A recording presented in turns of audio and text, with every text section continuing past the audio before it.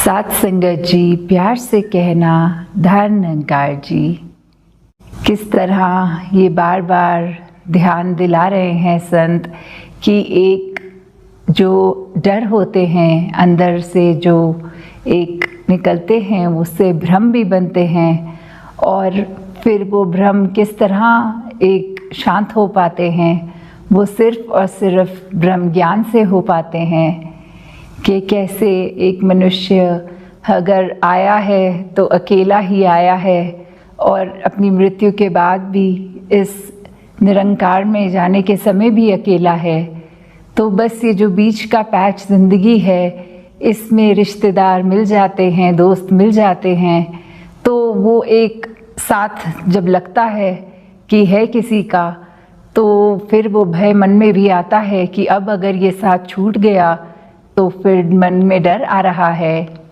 पर साथ ही अगर हम इसको इस तरह देखें कि मन में ये बात आनी कि सबका साथ है, पर ये सब लोग जो इस संसार में हैं संगी साथी, ये तो फिर एक माया का रूप ही हैं जिन्होंने कभी ना कभी हाथ छोड़ ही देना है। तो कैसे हमें अपने मन को भी उस तरह पूरा पक्का बनाना है कि आज के जनरेशन में ये देखा गया है कि मोनोफोबिया टर्म भी बहुत आ रही है कि अकेले रहने का डर, खास करके जो यूथ हैं कि कुछ दिन अकेले रहना पड़ता है और अगर कोई इंटरनेट नहीं, कोई गैजेट नहीं, तो वो बहुत ही अपने आप को बेचैन फील करते हैं। और साथ ही एक वो जो टर्म है FOMO, fear of missing out, कि कैसे लगता है कि हमारी लाइफ के अलावा हर एक के लाइफ में इतना इंटरेस्टिंग कुछ हो रहा है।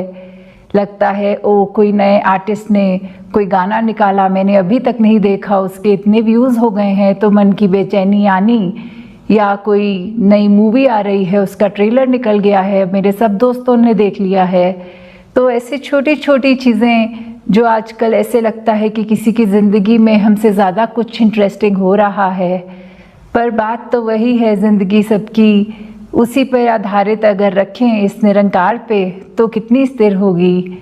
नहीं तो हाल हमारा भी वैसा कि एक कहानी है जो बंदर मटके में पानी भरा हुआ था और झांक के देख रहा था नीचे मटके में, तो एक पेड़ पे लटके अंगूर उसको दिख रहे थे और उसको लग रहा था कि ये मटके के अंदर पड़े हैं। वो कभी अपना हाथ डाले, कभी अपना मुंह अंदर डाले, पर वो अंगूर उसके हाथ नहीं लग रहे थे।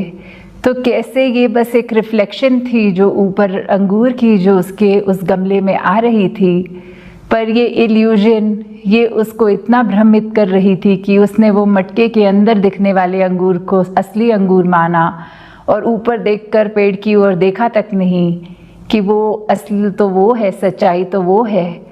तो कहीं हमारा हाल भी ऐसा नहीं हो रहा कि इस निरंकार को जानने के बाद, ब्रह्म ज्ञान लेने के बाद भी हम ऐसे छोटे छोटे इल्यूजन्स, डर, ऐसे भ्रमों में अटक गए हैं, अपने आप को फंसा के रखा है कि बिल्कुल चैन नहीं है, वो स्थिरता नहीं है, वो हमेशा एक बेचैनी सी रहनी कि हम अपने जीवन में बहुत मिस कर रहे हैं करना, ऐसा भी कर ले, वैसा भी कर लें। भाग दौड़ की दुनिया बना ली है हमने अपनी जैसी।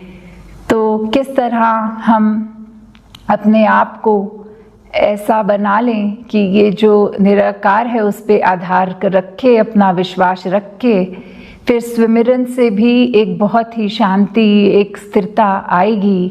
अपने मन को मजबूत करने के लिए ये नेगेटिव थॉट्स जहाँ हमें हटाने होंगे, एक पॉजिटिविटी लानी होगी। और जो सबसे बड़ी बात कि ऐसे हमें अपने लाइफ में एक कंटेंटमेंट की बात रखनी कि ये ना लगे कि जो है वो अधूरा मिला है, क्योंकि जब ये निराकार पूरा है, इसने हमारी जीवन में हमको सब कुछ पूरा ही दिया है, जो हमारे हिस्से का है, जो हमारे लिए उचित है। तो अगर ऐसा हाल है तो उसमें भी हमें लग रहा है कि निराकार ने हमें वो नहीं दिया जो हमारे को मिलना चाहिए था, तो ऐसे सोचकर ये नादानी तो हम ही कर रहे हैं, क्योंकि जो मिला है वो हमारे लिए बहुत उचित है। तो कैसे हमने अपने जीवन में से ये भय हटाने हैं, ये भ्रम हटाने हैं, और सिर्फ इस ब्रह्म ज्ञान से, इस ब्रह्म से जुड़ना है। जिस तरह अवतार बानी में भी वो लाइन आती है कि सुख दुनिया दे परछावे ने जेकर प्रीता पाएगा, ढल गए परछावे जिस दम रोएगा कुरलाएगा। कि कैसे हम अपने जीवन में एक परछाई को ही सच्चाई मान लेते हैं, वो बंदर वाली अवस्था हमारी हो जाती है कि जो क्षण भंगुर है, जो हिलने वाली चीज़ स्थिर नहीं, वो ही अगर अपने आप में उसको एक स्ट्रॉन्ग ग्रिप लेना चाहेंगे तो उसने तो अपनी जगह से हिल ही जाना है। और उसके बेस पे अगर हम अपने आप को एक बैलेंस बनाने के लिए सोच रहे हैं तो फिर जाहिर सी बात है कि हमने भी डगमगाना ही है। तो कैसे हम अगर सच्चाई की बजाय मिथ्या को सच मान लेते हैं तो अंदर से सिर्फ रोने और कुर्लाने के अलावा कुछ बचता नहीं है। तो जैसे वही बात फिर ये मिथ्या, ये दुख, उसको होते हुए भी उसको ऊपर एक स्थिति उसके आ सकते हैं जो एक आनंद की अवस्था, कि दुख को भी दुख को ना माने। तो कैसे फिर अवतार बानी में ये दर्जित है कि जगदा मालिक याद होवे ता दुख भी देंदा दुख नहीं, जगदा मालिक याद होवे ता रहंदी कोई भुख नहीं। कि कैसे एक हमारे अवस्था कि वो दुख हो सुख हो, वो सब हमें इस निरंकार के भाने में रहने के समय में उस पेन को, वो दुख को उस तरह एक फीलिंग नहीं आती। ये मान के कि निरंकार द्वारा ही जीवन में ये आया है तो हम उससे बहुत जल्दी उभर पाते हैं। वो सिचुएशन हमारे को फिर बहुत टेम्पररी लगती है। और कैसे फिर कंटेंटमेंट की कोई भूख भी नहीं कि कुछ करना, हाँ लाइफ है, एक कर्म करने हैं, वो कर्मों के लिए नहीं कह रहे कि रुक जाना है, पर एक जो ये लालच होते हैं कि हमें ये भी चाहिए, वो भी बहुत होड़ में आ जाते हैं हम एक, तो उसके लिए जो वो वाली भूख है एक ग्रीड की तरफ जाते हुए इंडिकेट करती हुई कि कैसे वो लालच वाली भूख खत्म हो जाती है। एक बिल्कुल हम कंटेंट अपने होकर उस तरह की स्थिति को आ जाते हैं। तो आगे की लाइनों में जैसे लिखा है, जगदा मालिक याद होवेंदा होंदा हर कम पूरा है। कि कैसे इस निराकार का किया सब पूरा, तो उसमें हमारे ही मन की स्थिति, अपनी मन की अवस्था ये कि हमारे अनुसार नहीं है, जचा नहीं काम, तो हमें वो पूरा नहीं लगता। हमें लगता है इस तरह नहीं, इस तरह होना चाहिए था। तो वही बात कि जगदा मालिक याद होवे ता कायर बंदा सूरा है। कि कैसे फिर से डर की ओर यहाँ आते हुए कि कायरता, ये जो डरपोक जिसको कहते हैं, कि कायर बंदा भी बलवान हो जाता है जब इस निरंकार का एहसास होता है। तो कैसे जो हमारे को ये लग रहा होता है कि ये कार्य हम नहीं कर सकेंगे, हम इतने समर्थ नहीं हैं, या कोई भय हमारे अंदर हमें ऐसे काट रहा होता है जो हमें कोई अच्छा कर्म करने से रोक रहा होता है।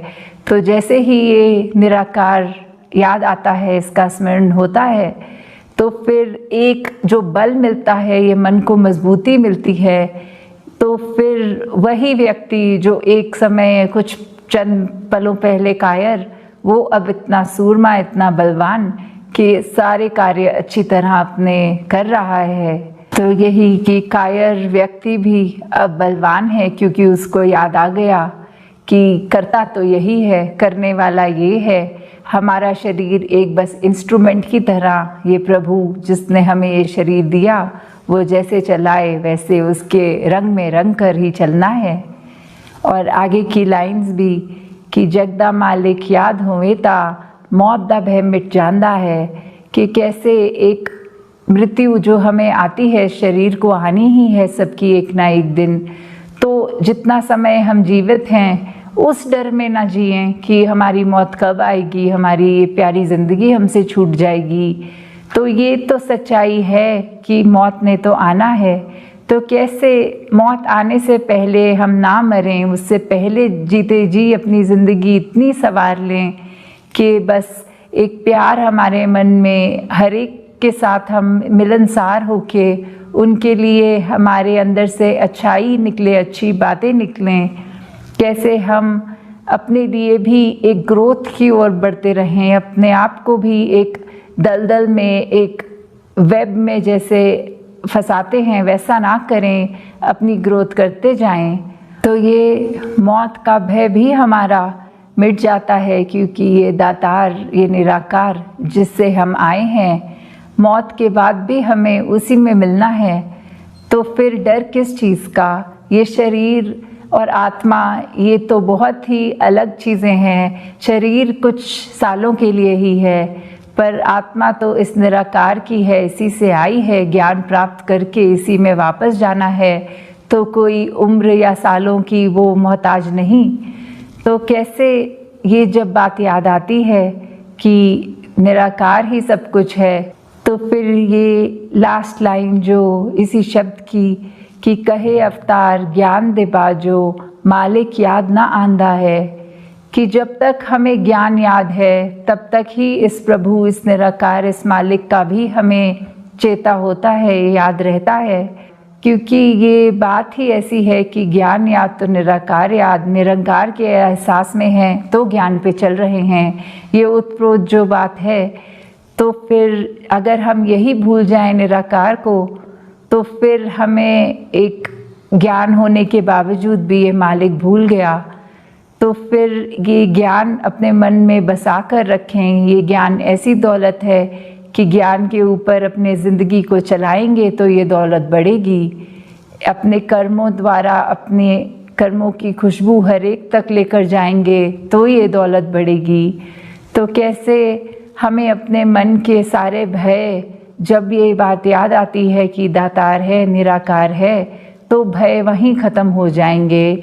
और जो भी हमने एक भ्रमों की ओर अपने आप को एक फंसा के रखा है, वो सारे भ्रम भी इस ब्रह्म ज्ञान द्वारा ही ख़त्म हो जाएंगे। तो दातार कृपा करे सभी पे कि कैसे जीवन में एक सिर्फ और सिर्फ आनंद की अवस्था के ऊपर वर्क करते हुए इस निराकार से जुड़कर हमेशा एक अपने दिल से परोपकार की भावना रखते हुए, जब इतने पॉजिटिव काम होंगे करने को, ये दिमाग भी कहीं नेगेटिव तरीके पे नहीं चलेगा, कहीं वो डरों को हमारे अंदर घर नहीं करने देगा।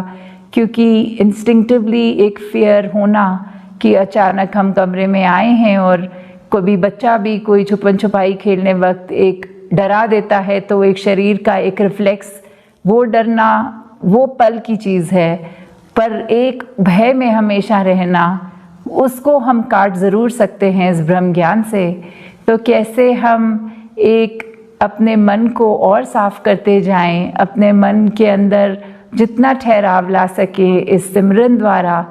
तो दातार कृपा करे हर एक का जीवन इसी रूप में निरंकार के ऊपर आधारित होते हुए सत्संग की शिक्षाओं पे अपने चरित्र को और मजबूत बनाते हुए आगे से आगे चलते रहे। साथ संगत जी, ध्यान निरंकार जी।